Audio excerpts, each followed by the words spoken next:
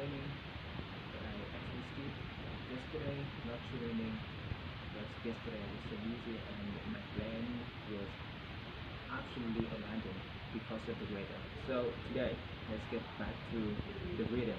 I do not want to rest for 2 days in a row. It would be so bad. I will completely lose all the momentum that I had built. So let's get to an abs workout because out there it's raining very heavy. There's no chance that I can come out and train. Now, abs workout. Let's get it. And 2 seconds. For someone that was sixth in the MGP race just this past season, this return was less than Mikael Bridges, Walker Kessler, and Desmond Bain. But even more shockingly, there were reports that the Celtics shopped Jaylen Brown around, and no one wanted to beat the Sixers offer. So, why is someone who was a Finals MVP and averaged 29 points per game not a desirable player? This is the star that nobody wanted. But before we get to that, a big thank you to Factor for sponsoring this video. Factor provides dietitian food, chef-prepared meals that are delivered to your door and ready to eat in just 2 minutes. They have over 100 rotated foods of any option, ranging from high protein meals to more premium options like a full like enough. Factor saves you a lot of time, especially during the finals, by having options to eat can also. There's gluten free the coach and free breakfast for 1 year. And now, back to the video. This past season, we were expected to be a transition year for the Celtics. Without Jason Tatum, most people thought they just didn't have the talent to compete. But Jaylen Brown stepped up his game, going from 22 to 29, while maintaining similar efficiency. Because of that and some offensive changes, the Celtics ended up as the 2 seed. And a lot of people believe that Brown was a big reason for that and could even be the first option on a championship team. But a lot of the city discussion during this past season was about Brown's ability to make a move. To put it simply, a lot of analytics showed that Brown was not as impactful as his talent actually improved. The one that stands out in particular was his on-off metric. As you look at these numbers, what it did show was that the Celtics were better off when Brown was not on the court, and it's been this way in the past 3 seasons. While it seems a bit overblown, there were a lot of reports that front offices were debating how valuable Brown actually is. One of the main reasons is because Jaylen Brown is a good volume scorer, but he's not an offensive man. What that means is that he's a great individual shot maker, but he doesn't do enough to make his teammates better. Part of the reason he's this way is because he doesn't draw enough double teams. One thing that's been talked about constantly in his career is his poor ball handling. Earlier in his career, there were tons of discussions about him having no left hand. So in the playoffs, a lot of smarter teams would force him that way, and he didn't have enough counters to score in those situations. While his left hand isn't as problematic now as it was in the past, he's not known as the shiftiest person. On a lot of these possessions then, notice how even if he has a mismatch like Austin Reeves, the Lakers are happy with playing this straight up.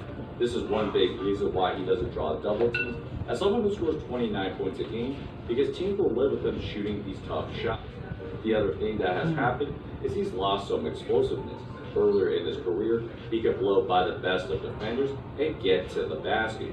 But as his workload and wear and tear has increased, Brown has struggled to consistently get into good spots in the paint. That's why even if he wants to get to the basket, he can't get by them and ends up shooting a lot more mid-range shots, which is not ideal unless you shoot them at an extremely high percentage. Where this all showed up most was in the first round series against the Sixers. One of the most revealing things that happened was that Brown couldn't get into the paint even against the likes of Tyrese Maxey and PJ Edgecombe. While Brown had size on both of them, he didn't know what to do with that, so he settled for jumper after jumper. But more importantly, notice how the Sixers rarely ever brought another defender over. Even though they knew Brown had a physical advantage, they lived with this matchup because Brown was not taking high quality shots. Brown did make some of these tough shots, but he didn't force Philly to adjust their defense to him. So what ends up happening then is that Brown ends up getting his points, but the rest of the team is very uninvolved and now reliant on one guy trying to make everything happen. This was most apparent in the last 2 minutes of Game 7. Down 1 and needing a basket to take the lead, Brown got the mismatch he wanted, but had to settle for a contested mid-range jumper. And then down 3, he got Tyrese Maxey on him, and first got away with a push-off before missing another mid-range jumper that ended up being the final nail in the coffin. This is why Brown can't be an offensive engine, because his scoring skills don't make the defense sell out to him. So he ends up with these one-on-one situations, which you think favors the Celtics, but he doesn't generate enough high-quality shots to be as efficient as he should be. The other issue with Brown on the offensive side is that he slows down the offensive flow. What that means is as the ball is moving and he gets the ball, he takes a little bit of time to process what he's going to do before actually going into the move. And at that point, the defense is going to reset, and it then turns into another Brown isolation possession.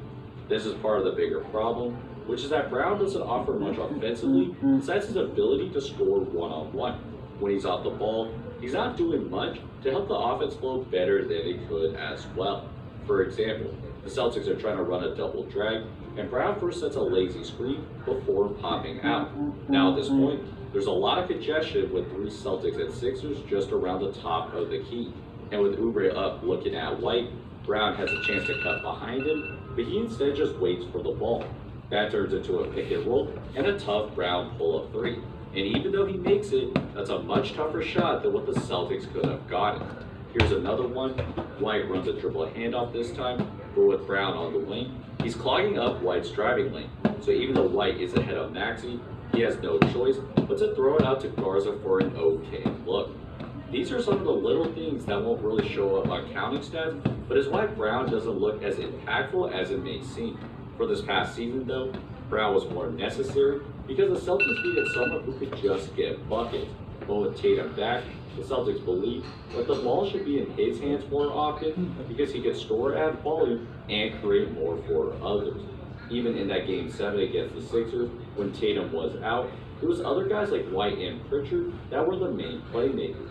Notice how Brown is just sitting on the wing, while Pritchard is the one creating the lot for Queta at the basket. While neither of these guys are as good as Brown, they prefer to play faster and want to run these ball screens to get better looks. So when Brown isn't on the floor, the Celtics can play the style much more consistently, which is why they can still maintain their scoring. With that said, it is true that guys like Derek White had a terrible series against the Sixers and overall bad shooting season. But what Boston's trying to do here is revamp how they play as a team. So even if that means they have to sacrifice some talent to do that, they think this will be a better play in the long run. Which then leads us back to the trade itself. It is crazy that the Celtics only got 2 first-round picks in return for someone that is at the very worst a top 20 player in the NBA. The simplest answer for this is that the Celtics got desperate, didn't take full advantage of Brown's value, and made a terrible trade. But there's a few things that I think should be considered as well. First off, Brad Stevens has been a terrific GM and has rarely made any bad trades, especially on paper. Secondly, the Celtics got back Paul George, who makes a similar amount of money, so this wasn't really a cost-saving move for them now. So, here's what I think makes the most sense for why they ended up doing this. One, Boston does not believe that they can win a title with this roster anymore. Part of that is because Brown is eligible for a supermax in a few weeks, which would tie up 70% of Boston's cap to the Jays. But because of Brown's deficiencies, they don't think that's worth it. So as a result, 2027 is a transition year where they get more assets in an effort to either build a team more from within or wait for another star to enter the trade market. Secondly, Boston wanted to get rid of Brown before his market value continued to tank.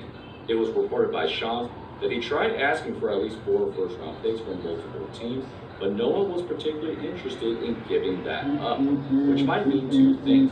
While Brown is a great player in the media and fans' eyes, front offices don't value him the same. So as the Celtics continue to shop him around, they realize that other front offices believe Brown was a diminishing asset. And because this is probably who Brown is at this point in his career, Boston felt his value would continue to tank the longer they kept him and needed to get rid of him to get something out of it. As a result, I don't think Paul George is someone they really wanted, except to make this trade work. Finally, this might be a sign of Boston changing up their offensive system. For the last few seasons, the Celtics have played a lot of iso ball because they have Tatum and Brown. But with just Tatum as the main guy now, and Paul George who's much better as a movement player, they don't have the guys anymore to just iso. So look for the Celtics to use more dribble handoffs, pick and rolls, and off-ball movement to create offense moving forward. As of now, this trade is a bit baffling, but the fact that the Celtics were so willing to trade him for that little and to the rival shows that there may be something else behind the scenes going on. And only time will tell to see how this trade ends up panning out. So, hope you guys enjoyed this video. If so, please feel free to like and subscribe. For other ways to support, check out my Patreon at patreon.com/Daniel Lee. Besides that, how did you win that? With Nó không được. Sắp rồi.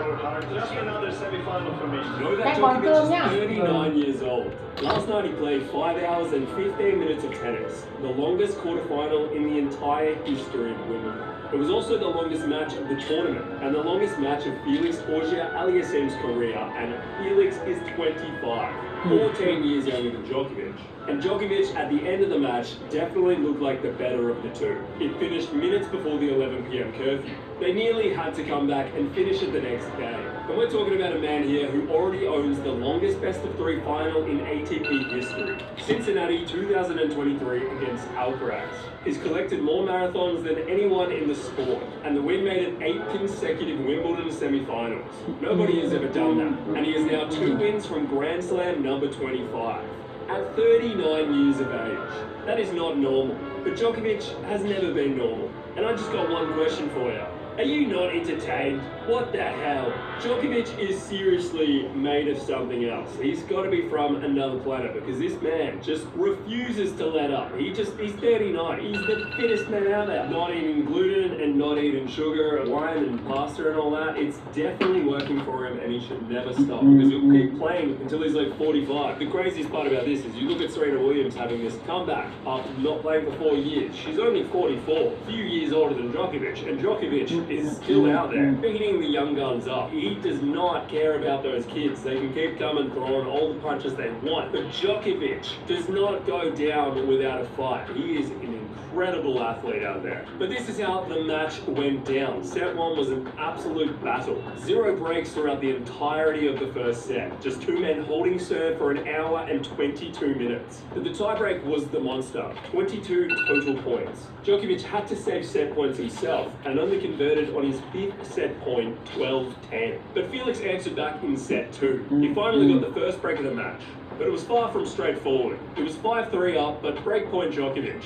But then Djokovic reminded everyone that he might just have the worst overhead on tour. As he had the chance to break back, he just hit it directly back to Felix. And Felix whipped a backhand winner straight down the line. It's almost as if Djokovic knew, like, why did I hit an overhead like that? What is going on? It was just poetic justice. So Felix took the second. But then the officials decided to close the roof, and both players were just like, no, mate, let's play a little bit longer. But no, the officials said absolutely not. But set 3, it completely flipped back. It was like a mirror. Novak finally got the break he needed and closed it off 6-3. And then in set 4, Djokovic goes up an early break. And it looks like it's just going to be another straightforward bump in the road for Novak Djokovic on his way to the semis. But then Felix ripped 3 straight games back. They ended up at a tiebreaker, which Felix finally was able to take 7-4. 2 sets all, and the scoreline is almost perfectly symmetrical. And in set 5, they shook hands and said, you know what, let's go straight to the super tiebreak, because that is what this match deserves. And you knew immediately that 6-0 in the 5th set, you know it's going to be the guy who countless of times has had his back up against the wall, and so many of those times has been able to show everyone exactly what he is made of.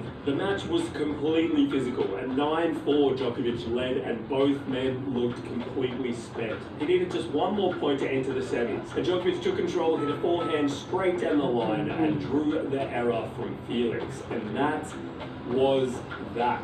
This was an absolute massive serving display. If Felix landed his first serve, he was sure to win. But if he didn't, that second serve was getting attacked relentlessly, only winning 47% on the second serve. But Djokovic was vastly more consistent across the two. He served 73% of first serves in, won 73% of first serves, and 73% of second serves. And I'm going to ask you, is anyone even surprised anymore? This is ridiculous. And what this has done is it's set up a rematch with Jannik Sinner. And the last time these two met was in very, very similar fashion. So Jannik Sinner got through Jan-Lennard Struff in a very straightforward fashion. It was straight sets, but it was realistically a very competitive 3 sets. It was just a match of very thin margins. So he now goes on to verse Novak Djokovic in the semis, and this is the semi-final that everyone would have wanted when the tournament started. The rematch of the Australian Open, the match that went 5 sets, and Djokovic, even though he lost more points and had far fewer chances at the break, Sinner was still able to lose that one, and Djokovic came out victorious. You would have to give the edge to Sinner just based on how much energy he might have left, but Djokovic is clearly made of something we don't know. It's from another planet, it's extraterrestrial, he needs to be studied. And to add further salt to the wound, Sinner Yeah guys, that's the training session today, an abs workout session. I feel good about that. I did the last drill, as you can see, for the oblige. So for so long I've not done that. So I will try to train every day. Skipping yesterday is not my intention, but yeah, I almost have to do that. I know that if I tried, I could still find some time to train, but it's not for all cost. I have something out there, my family, my career, my work, everything to work for. So I did choose yesterday that I would not train, and today I'm back. So I still feel okay. I will keep this momentum as long as possible. So thanks so much for watching today's video. I'll see you next time. Peace out.